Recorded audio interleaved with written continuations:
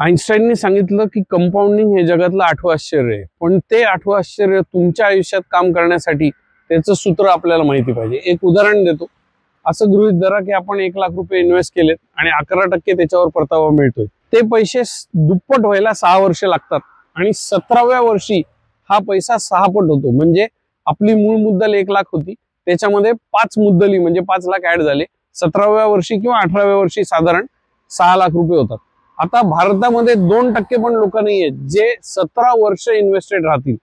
खरी गंमत तिथून पुढे चालू होते, ती म्हणजे त्याच्यानंतर दरवर्षी एक मुद्दल ऍड होते. म्हणजे 18व्या वर्षी 7 लाख, 19व्या वर्षी 8 लाख, 20व्या वर्षी 9 लाख, असं ते कंपाऊंडिंग. आणि मग ते काही महिन्यांमध्ये 1-1 लाख रुपये ऍड व्हायला लागतात.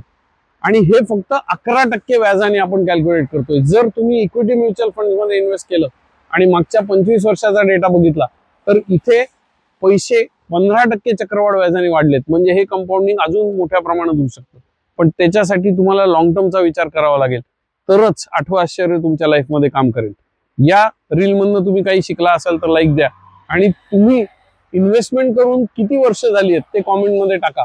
आणि आत्ताच तुमची इन्व्हेस्टमेंट सुरू करा. ज्यांना कंपाऊंडिंग मधनं पैसे कमवायचे त्यांच्यासाठी बेस्ट ऑप्शन आहे इक्विटी म्युच्युअल फंड्स.